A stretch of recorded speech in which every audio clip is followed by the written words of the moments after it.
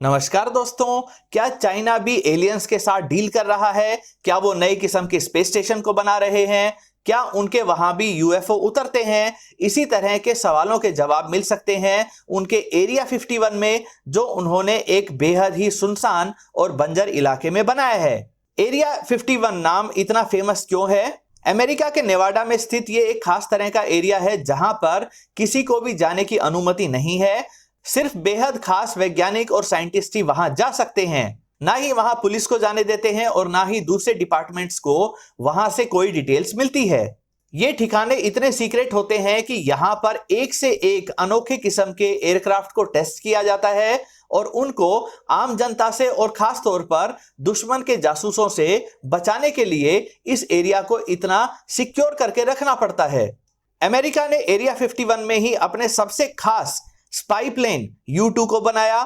SR-71 जैसे बहुत तेज speed से उड़ने वाले और बहुत ऊंचाई तक जा सकने वाले सुपरसोनिक जासूसी एयरक्राफ्ट को तैयार किया। इसकी टेस्टिंग वगैरह सब कुछ बेहद गोपनीय तरीके से एरिया 51 में किया गया। यहां पर यूएफओ जैसे एयरक्राफ्ट को भी बनाने पर काम चलता रहता है। इसी कारण काफी लोगों ने इस इलाके में यूएफओ या एलियन एयरक्राफ्ट को भी देखने का दावा किया है। लोगों को सच ना पता लग पाए, इसीलिए यूएफओ या एलियन एयरक्राफ्ट की र्यूमर्स को भी खूब आगे बढ़ाया जाता है। यह खास तौर पर अमेरिका के लिए बेहद जरूरी भी था, ताकि अपनी बेहद खास टेक्नोलॉजीज को मीडिया से, आम जनता से और दुश्मन के जासूसों से बचाया जा सके। इसका फायदा यह भी था कि अगर कोई क्रैश होता है, कोई एक्सीडेंट होता है, तो उसकी रिपोर्टिंग मीडिया में नहीं हो पाएगी और दुश्मन देश को कभी यह पता नहीं चलेगा कि अमेरिका क्या बनाने की कोशिश कर रहा है। एरिया 51 जैसे बेहद सिक्योर्ड, बेहद गोपनीय ठिकानों से ही आज अमेरिका एक से एक फाइटर जेट बना सका है। उनके पास एक से एक स्टेल्थी फाइटर जेट, एक से एक स्टेल्थी बॉम्बर और लंबी रेंज के ड्रोन्स उपलब्ध हो गए हैं।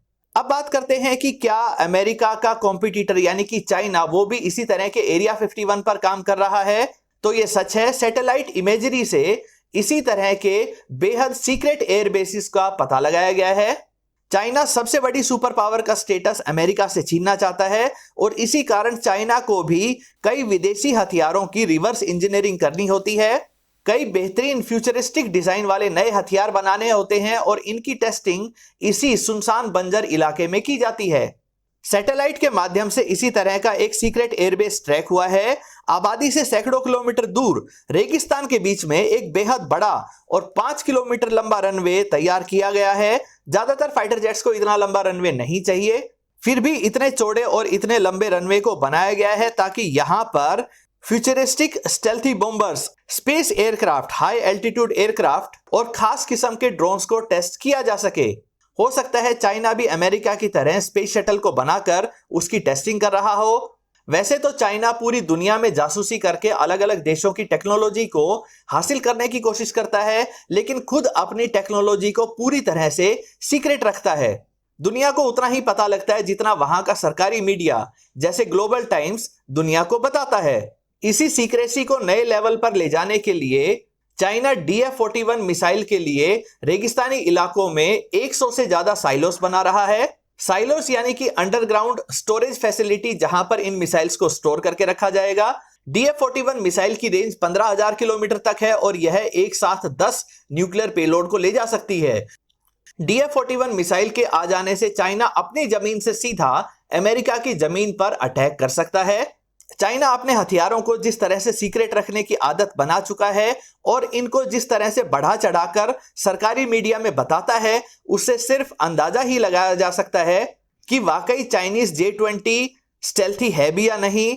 DF-21D वाकई अमेरिकी एयरक्राफ्ट कैरियर को निशाना बना भी सकती है या सिर्फ इसका झूठा प्रचार किया जा रहा है। इन सब बातों का तो जल्दी जवाब नहीं मिल पाएगा। इनका जवाब तो तभी मिलेगा जब चाइना वास्तव में इनका इस्तेमाल इंटरनेशनल मीडिया के सामने या किसी लड़ाई में करता है।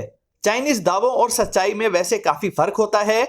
जो JF-17 पाकिस्तान ने चाइना के साथ मिलकर बनाए हैं, उनमें स्ट्रक्चरल इशू भी आ रहे हैं और लगभग 40% JF-17 ग्राउंडेड करने पड़े हैं। इसी तरह से चाइनीज एयर डिफेंस सिस्टम को बेहद दमदार बताकर पाकिस्तान को बेच दिया गया, लेकिन इन एयर डिफेंस सिस्टम की बैटरीज काम ही नहीं कर रही हैं। अमेरिकी ड्रोन्स की कॉपी बनाकर सस्ते ड्रोन्स अरेबिक देशों को बेचे गए, लेकिन ये बहुत जल्दी जल्दी क्रैश हो रहे हैं। चाइना के दावों और उसकी सच्चाई के बीच के अंतर को जानने के लिए अनेकों उदाहरण आपको मिल जाएंगे। दोस्तों, ये थी चाइनीज एरिया 51 के बारे में कुछ रोचक जानकारी। उम्मीद करता हूं ये वीडियो आपको पसंद आई होगी। अगर ये वीडियो आपको अच्छी लगे तो दोस्तों के साथ इसे शेयर करें। चैनल को सब्सक्राइब करना ना भूलें। नमस्कार।